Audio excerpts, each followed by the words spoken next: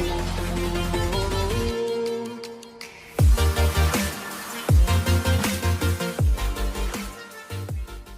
friends, this is Unique Study Channel and today we start the first chapter of biology 10th class chapter life process.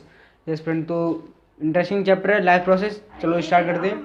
तो यहाँ पे हम सबसे पहले पढ़ते हैं लाइफ प्रोसेसेस क्या है. हमारी लाइफ प्रोसेस कि the process by which the process which are use to surviving on earth of human beings like transportation, digestion, injection. ये सब बहुत सारी ऐसी प्रोसेस हैं जो हमें क्या कि जो हमारी जो अर्थ पर हमारी जो लाइफ है उसको सर्वाइव करने में जो हेल्प करती है वो प्रोसेस, वो क्या होती है, लाइफ प्रोसेस होती है. ठीक है ना.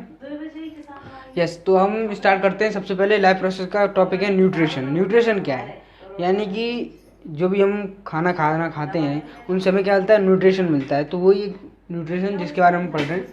The process by which the organism ingest, digest, absorb, transport and utilise nutrition and dispose of their end product.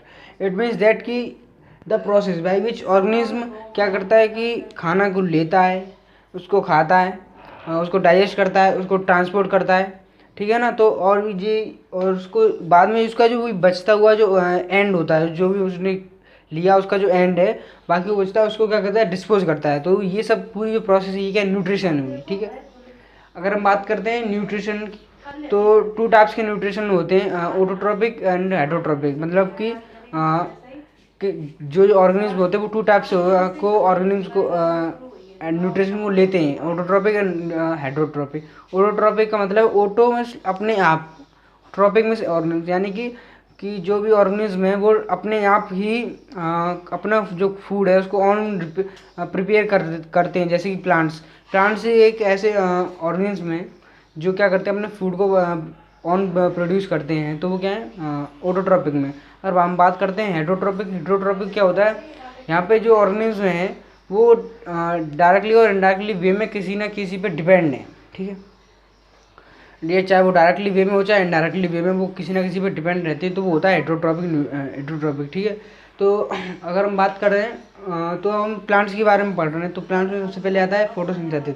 यानी ये नेम आपने बहुत 6-7 क्लास में भी पढ़ा होगा, फोटोसिंथेसिस का. तो ये चलो हम इसके बारे में पढ़ते हैं. तो ये क्या है, the process by which green parts of the plant synthesis organic food in the form of carbohydrate from CO2 and water in the presence of sunlight. It means that कि जैसा कि आप सभी जानते ही हो कि जब सनलाइट की प्रेजेंस में जो प्लांट्स होते हैं, जो प्लांट्स की जो लीव्स होती हैं वो क्या करती हैं, carbon dioxide, water, sunlight in presence of photosynthesis की प्रोसेस को कंप्लीट करते हैं. ठीक है. और इससे हम अपना जो प्लांट्स होते हैं वो अपना फूड प्रिपेयर करते हैं और उसको सर्व करते हैं. ठीक. तो जब ये फोटोसिंथेसिस की प्रोसेस होती है तो इसके एक रिएक्शन होती है. हमें सबसे पहले ये पता होना चाहिए कि प्लांट में फूड कौन बनाता है. प्लांट में फूड लीव्स बनाती हैं. ठीक है ना. प्लांट्स में जितनी ज़्यादा लीव्स होंगी उतना ज़्यादा उसका फूड बनता है. तो जब ये फूड फोटोसिंथेसिस की प्रोसेस होती है तो एक रिएक्शन होती है, जैसे कि 6CO2 plus 6H2O in the presence of sunlight and chlorophyll 6C6H12O6, यानी ग्लूकोज जो इन्हें एज अ फूड मिला है वो ग्लूकोज है, C6H12O6 प्लस 6O2. तो ये क्या है, इन्होंने कार्बन डाइऑक्साइड ली, वाटर लिया, सनलाइट लिया, इन तीनों को कंबाइन किया और ग्लूकोज बनाया और ऑक्सीजन को रिलीज किया. तो ये क्या है, ये हुआ इनकी फोटोसिंथेसिस की. जो हम बात करें केमिकली वे है, जो केमिकल वे वो है ये इस प्रकार का. ठीक है. अगर हम बात करते हैं क्लोरोप्लास्ट क्या है, एक मिनट. अगर हम बात करें फोटोसिंथेसिस के भी ये क्या होता है कि ये डायरेक्ट रिएक्शन और लाइट रिएक्शन टू टाइप्स का होता है. डायरेक्ट रिएक्शन क्या होता है, यहाँ पे कार्बन डाइऑक्साइड वो उसका ऑक्सीडेशन होता है और कार्बोहाइड्रेट बनता है. और ये क्या है, ये एक साइकिल होता है, केल्विन साइकिल, जो हम हायर क्लास में जाके पढ़ेंगे, तो जैसे कि 12th या 11th में. तो वहाँ पे क्या केल्विन साइकिल के बारे में हमें बहुत डिटेल में इन्फॉर्मेशन मिलती है. तो एक जो डार्क फोटोसिंथेसिस होता है वो क्या होता है, केल्विन साइकिल के थ्रू होता है. ठीक है. अगर हम बात करें क्लोरोप्लास्ट क्या है, any of the chlorophyll containing organs which are found in large number of plant and algae cell undergoing photosynthesis are called chloroplast. यानी कि any chlorophyll containing organs which are found in large number of plant and algae cells undergoing photosynthesis, यानी कि जो जो leaves होती हैं उनमें chlorophyll नाम का एक ग्रीन ग्रीन कैटलिस्ट होता है, ठीक है ना, जो फोटोसिंथेटिक प्रोसेस में हेल्प करता है, ठीक है। तो ये क्या है, which are formed in large number of in the plant, यानी ये प्लांट में पाया जाता है एक लार्ज नंबर में।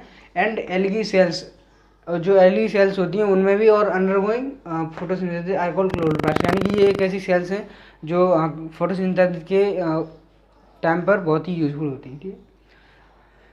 अब हम बात करते हैं स्टोमेटा की, ठीक है। तो स्टोमेटा क्या है, स्टोमेटा दे आर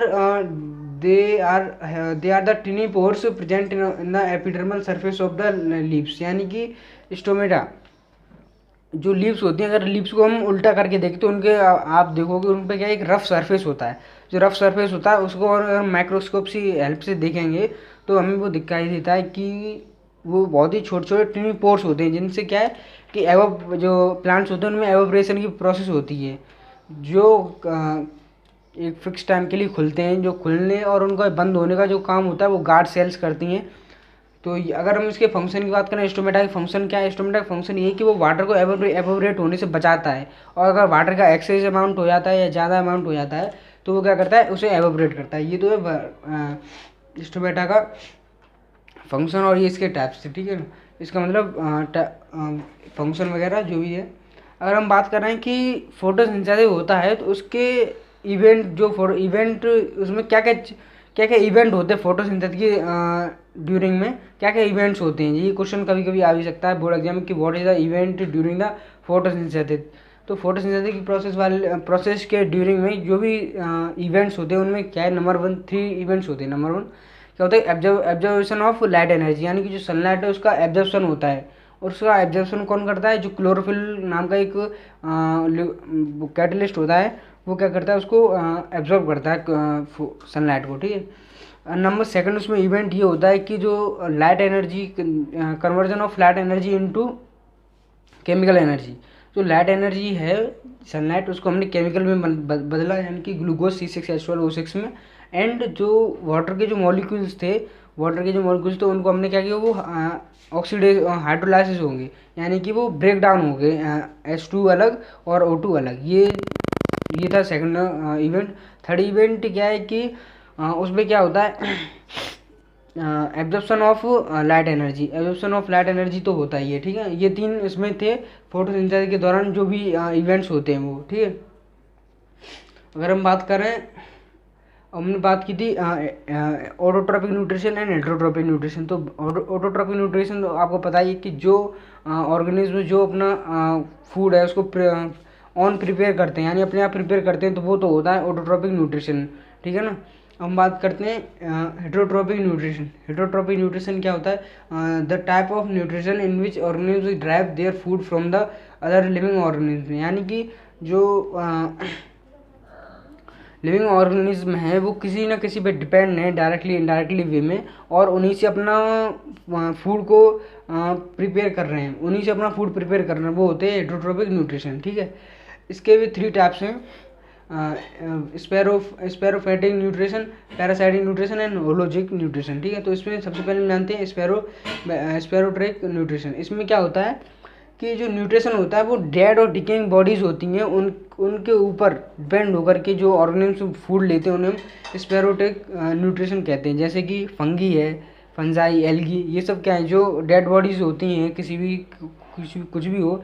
जैसे आपके यहाँ पे जो ब्रेड है, ब्रेड अगर काफ़ी दिन तक रख दें तो उसमें क्या है वो एक फंगी आ जाती है, फंगी टाइप की, आपने देखा ग्रीन कलर की, तो वो क्या है, वो डेड डिकेइंग बॉडी पर ही अपने फूड को प्रिपेयर कर रहे हैं, ठीक है। अगर हम बात करें पैरासाइटिक न्यूट्रिशन, तो पैरासाइटिक न्यूट्रिशन क्या है, ये किसी के ऊपर डिपेंड रहते हैं, जैसे कि प्लाज्मोडिया है, राउंडवॉर्म है, ये सब क्या है दूसरे की बॉडीज़ के ऊपर ही डिपेंड रहते हैं, ठीक है ना।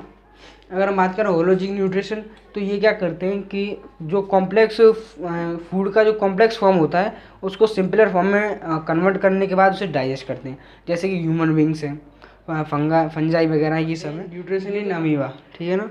तो न्यूट्रिशन अमीबा में किस टाइप से होता है, ठीक है। तो ये सबसे पहले हम जानते हैं ये एक यूनिसेलुलर ऑर्गेनिज्म है अमीबा, एंड इसमें जो मोड ऑफ न्यूट्रिशन है वो कैसा है, होलोजिक न्यूट्रिशन है, ठीक है ना। और अगर हम बात करें ये कैसा है, तो ये एक ओमनीवोरस है, ठीक है। तो सबसे पहले करते हैं हम, चलो, when amoeba comes in contact with food particle it send out pseudopodia which engulf the prey by forming a food cup. इसको हम डिटेल से पढ़ रहे हैं, ठीक है ना। तो सबसे पहले देखो इसमें क्या है कि अमीबा की कोई शेप नहीं होती। पहली बात तो ये कि वो किसी भी शेप का हो सकता है, मान लो, ठीक है। तो इस तरीके से हमने ये एक अमीबा बना दिया। ये इसमें इसका न्यूक्लियस, ठीक है ना, ये यहाँ पे इसका न्यूक्लियस होगा, ठीक है, न्यूक्लियस। अब हमने देखा कि अमीबा है जो इसके पास कोई फूड पार्टिकल आया, ठीक है ना, इसको कोई फूड पार्टिकल दिखा, तो ये इस तरीके से, ये इसका न्यूक्लियस, यहाँ पे मान लो कोई फूड पार्टिकल है, ठीक है ना, फूड पार्टिकल। तो जब ये इसको फूड पार्टिकल दिखेगा तो इसके बाद ये इसकी शेप में कुछ चेंजिंग आएगी और ये क्या करेगा, कुछ इस तरीके से अपनी जो, और यहाँ पे ये इसका फूड पार्टिकल आ गया, ये न्यूक्लियस। तो ये क्या करता है, ये इसकी जो यहाँ पे ये सूडोपोडिया है, इसकी जो हम अमीबा की जो आउटर एपिडर्मल जो सेल्स हैं उनको हम सूडोपोडिया बोलते हैं, ठीक है ना।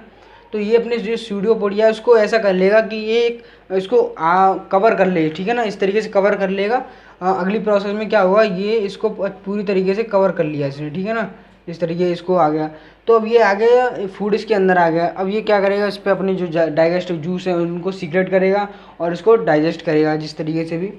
तो इसको हम क्या बोलेंगे, फूड वैक्यूल बोलेंगे, फूड वैक्यूल, ठीक है ना, इसको, और फूड वैक्यूल बोलेंगे। और इसके बाद जैसे ही ये इसको बिल्कुल ही मतलब डाइजेस्ट कर लेगा, उसके बाद सेम इसी प्रोसेस से क्या करेगा, अब ये इसको बाहर निकालना स्टार्ट कर देगा। ये सबसे पहले इधर बिल्कुल किनारे पे ले आएगा, इसकी इसका जो वेस्ट बचा हुआ है वो इसको किनारे पे ले आएगा। उसके बाद सीधा ये आउट, ये यहाँ पे वेस्ट।